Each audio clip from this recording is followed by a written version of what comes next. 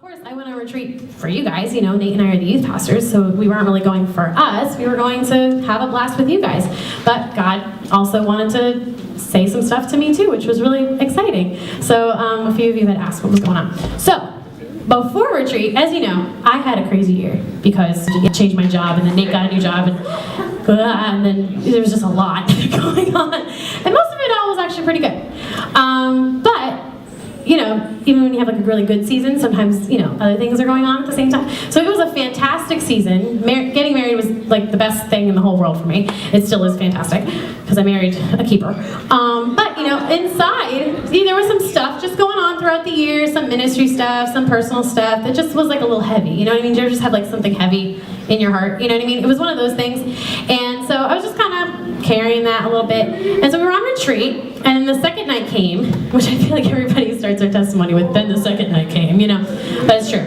So the second night came, and we were worshiping, and first I was kind of nervous about the second night, you know, because we had that big Dorito thing, and it was just weird and random and strange and non-related to anything, but like inside, I just wanted you guys to like it so bad, so I was like, Nate, what if they laugh? In fact, Jordan, was it you that I went up to? I was like, just tell me it's gonna be good. And Jordan was only there for the one night, so she actually didn't know what we were doing. So she's like, I don't even know what we're doing, but yes, it's gonna be so good. So I was like, okay, just keep telling me. So I just wanted you guys to love it, right? So anyway, that I think went pretty well. You guys laughed, so it was good. And so I felt relieved after that. And then, you know, so worship happened, right? And we all, you know, went to the altar. It was cool, you know. And just for the record, just because we were leaders doesn't mean we didn't cross the line either. Like, we had to cross it too. So, you know, I mentally crossed the line as well. And so I'm up there, I'm worshiping, and gosh, I think Mel was singing. What was she singing? Was it You Don't Miss a Thing? It was You Don't Miss a Thing! Yeah. That's right, it was You Don't Miss a Thing. Thank you. So we were singing that, and I was kind of like in the middle, kind of behind the little makeshift soundboard thing. And so I was just kind of on my knees, and I was just so happy that you guys were all worshiping, and like, it was good. You know, as a youth pastor, that's good, you know, you need that. And so, but then I was kind of just focusing on just me and the Lord, you know? And there's a verse in the Bible, and you guys have probably heard it before. It says, we are the clay, and he is the potter. And who has ever seen like a potter actually do something with clay? Pete, yes. Pete actually, is he still here? There he is! Pete's here tonight! Love Pete. We miss Pete.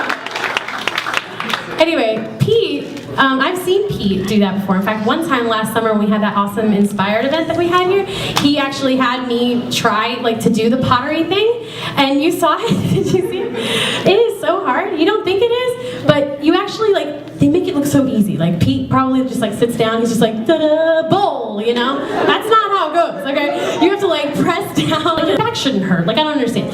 So it hurt a lot, and it's relaxing. If you know what you're doing, it can be relaxing. But when you don't know what you're doing, it can be very difficult. And there are times, and Pete will probably tell you this, there are times where you're working on something and you kind of just have to crush the whole thing. Isn't that right, Pete? And I think that's kind of why the Lord put that in the Bible. Sometimes God has to kind of crush certain things in you to rebuild you. You see what I'm saying?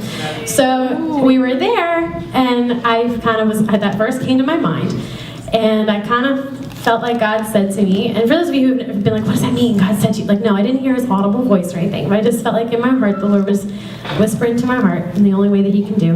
And he was, I'm paraphrasing, but there was some hard stuff, like I said, some ministry stuff, some personal stuff that was just, you know, a little difficult. Apart from everything cool that was going on. And God's like, you felt you got like a little crush there. I was like, yeah, I did, a little bit.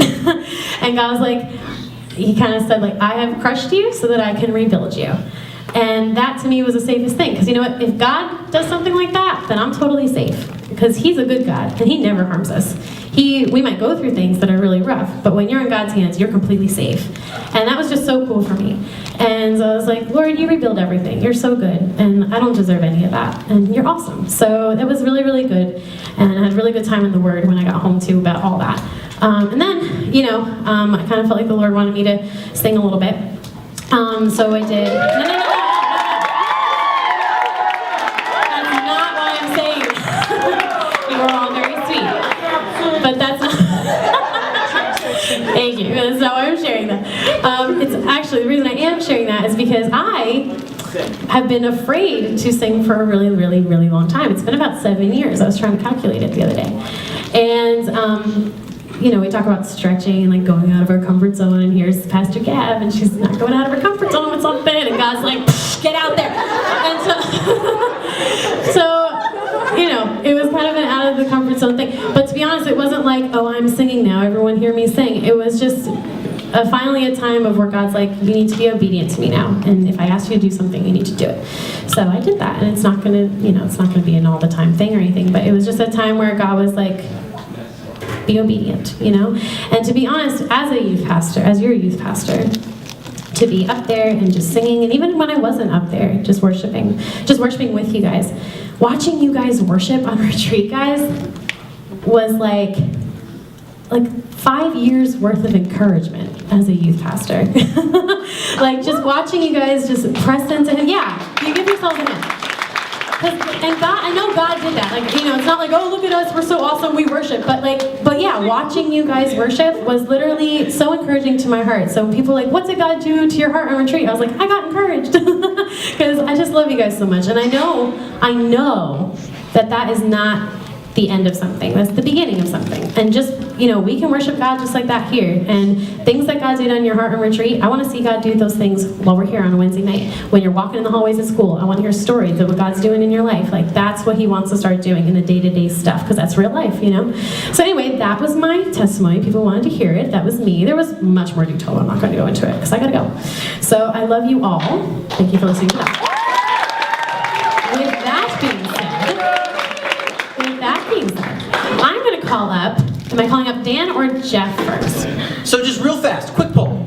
Who was on retreat of those of you who were in the Awesome, good. That's a decent group. Now, let's just talk about something real fast before we get started with these testimonies.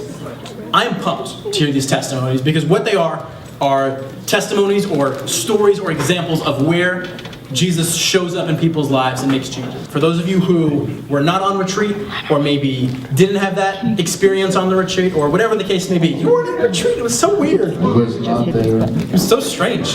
So I'm pumped to hear what happened. Exactly. Consider yourself like you're filling in for Jeff. You're filling him in with what happened. But let's remember that the goal here, the reason why we go on retreat, the reason why we tell stories about it, is because as Christians, it's our job to daily be making this decision. You yelling at me, you heard that?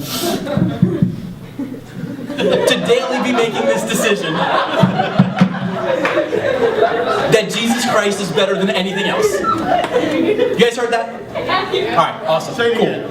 So the point of going on retreat, of talking about retreat, of having Cutting Edge on a Wednesday night, is because as Christians, we need to be living every single day with this belief that Jesus Christ is better than anything else in the world. Anything else that He can offer us. So whether that happens on a retreat with a bunch of your friends, whether that happens on a Wednesday night, whether that doesn't happen at Grace and Peace at all, is not the point. So tonight what we want to do is hear from a couple of people. Mr. David Klunderson. Hey guys, so I'm just going to talk about like the second night, obviously. Basically, I'm just going to talk about how like Gab saw me. She's not, and I don't dance. Well, I do, but I'm horrible at it. So basically, the worship was just great. I love to worship, and it was just like I was in my natural state, and I was worshiping for so long. I was just like screaming Jesus' name out. It was just so awesome. And at the end of the night, I just felt like really free, and so I've been kind of bringing that back to like school and everything. So like during lunch, I used to go out with like a bunch of friends who were like pretty bad influence on me, and now I've just been going to lunch alone, which I kind of like now. I've just been like reading like the Bible. Yeah, so and it's just been really affecting me in a good way. Yeah, so I've been just been seeing the difference. So. If you haven't been on a retreat yet, if you're planning to go on it, it's a good idea. It'll really help you. So, yeah. And than it was last week. To do what? To actually be living like with that frame of mind and with those priorities every single day. Since I've been like reading the Bible like for like 30 minutes a day, it's been much better. Awesome, cool. For you guys that didn't hear that, he said reading the Bible every day has made it much better. Awesome, thank you, David. Now you do you, brother. I do me. All right. David, that's awesome, man. Wait till they start to see and notice. They'll come and ask you questions. Yeah. And then you can ask them the same questions that Jesus is asks. And then they'll look and she's funny. Like, what? And it's good. It's good.